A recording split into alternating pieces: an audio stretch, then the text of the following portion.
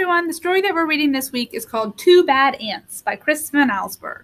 Chris Van Allsburg is one of my favorite authors. He's the one who wrote Jumanji and The Polar Express, which, if you didn't know, were books before they were movies. He's a very good author. He's our author and illustrator. Two Bad Ants.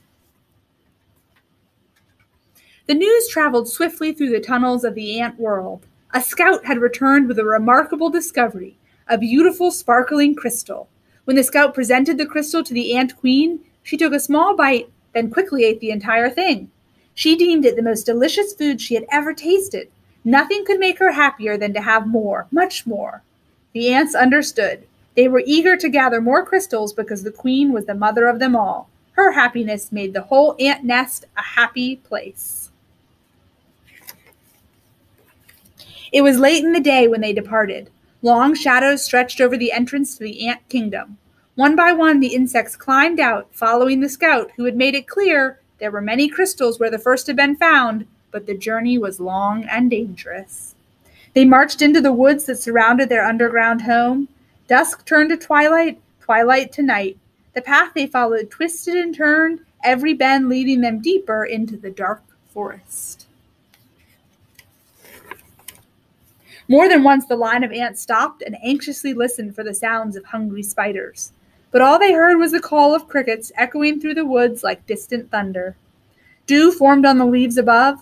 Without warning, huge cold drops fell on the marching ants. A firefly passed overhead that, for an instant, lit up the woods with a blinding flash of blue-green light. So you see, they aren't actually marching through woods. They're marching through grass.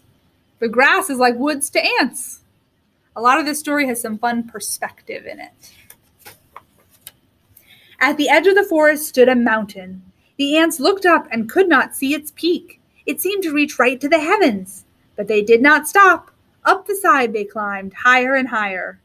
The wind whistled through the cracks of the mountain's face. The ants could feel its force bending their delicate antennae. Their legs grew weak as they struggled upward. At last they reached a ledge and crawled through a narrow tunnel. When the ants came out of the tunnel, they found themselves in a strange world. Smells they had known all their lives, smells of dirt and grass and rotting plants, had vanished. There was no more wind, and most puzzling of it all, it seemed that the sky was gone. They crossed smooth, shiny surfaces, then followed the scout up to a glassy, curved wall. They had reached their goal. From the top of the wall, they looked below to a sea of crystals. One by one, the ants climbed down into the sparkling treasure. Quickly, they each chose a crystal, then turned to start the journey home. There was something about this unnatural place that made the ants nervous. In fact, they left in such a hurry that none of them noticed the two small ants who stayed behind. "Why go back?" one asked the other. "This place may not feel like home, but look at all these crystals." "You're right," said the other. "We can stay here and eat this tasty treasure every day forever." So the two ants ate crystal after crystal until they were too full to move and fell asleep. Daylight came. The sleeping ants were unaware of changes taking place in their newfound home. A giant silver scoop hovered above them and plunged deep into the crystals. It shoveled up both ants and crystals and carried them high into the air. The ants were wide awake when the scoop turned, dropping them from a frightening height. They tumbled through space in a shower of crystals and fell into a boiling brown lake. Then the giant scoop stirred violently back and forth. Crushing waves fell over the ants. They paddled hard to keep their tiny heads above water, but the scoop kept spinning the hot brown liquid. Around and around it went, creating a whirlpool that sucked the ants deeper and deeper. They both held their breath and finally bobbed to the surface, gasping for air and spitting mouthfuls of the terrible, bitter water. Then the lake tilted and began to empty into a cave. The ants could hear the rushing water and felt themselves pulled toward the pitch-black hole. Suddenly the cave disappeared and the lake became calm. The ants swam to the shore and found that the lake had steep sides. They hurried down the walls that held back the lake. The frightened insects looked for a place to hide, worried that the giant scoop might shovel them up again. Close by, they found a huge round disc with holes that they could neatly hide in.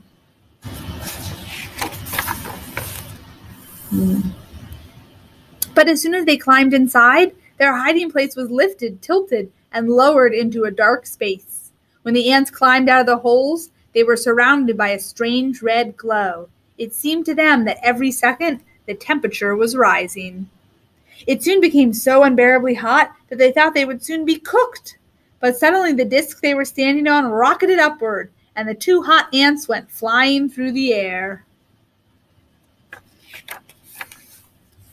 They landed near what seemed to be a fountain, a waterfall pouring from a silver tube.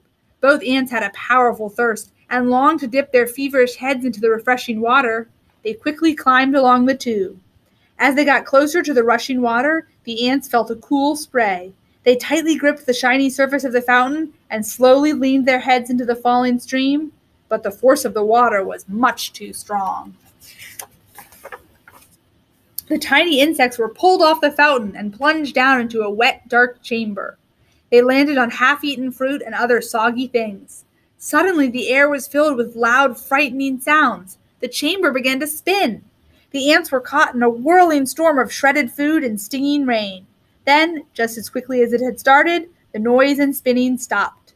Bruised and dizzy, the ants climbed out of the chamber. In daylight once again, they raced through the puddles and up a smooth metal wall. In the distance, they saw something comforting. Two long, narrow holes that reminded them of the warmth and safety of their old underground home. They climbed up into the dark openings. But there was no safety inside these holes. A strange force passed through the wet ants. They were stunned senseless and blown out of the holes like bullets from a gun. When they landed, the tiny insects were too exhausted to go on. They crawled into a dark corner and fell fast asleep. Night had returned when the battered ants awoke to a familiar sound, the footsteps of their fellow insects returning for more crystals. The two ants slipped quickly to the end of the line. They climbed the glassy wall and once again stood amid the treasure, but this time they each chose a single crystal and followed their friends home.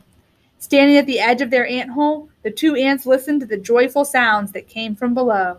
They knew how grateful their mother queen would be when they gave her their crystals. At that moment, the two ants felt happier than they'd ever felt before. This was their home. This was their family. This was where they were meant to be. The end. I like that story a lot and have a lot of fun with it because all of the things, they don't realize they're climbing into a piece of bread that's being put into a toaster, but we can see it, and I think that's fun.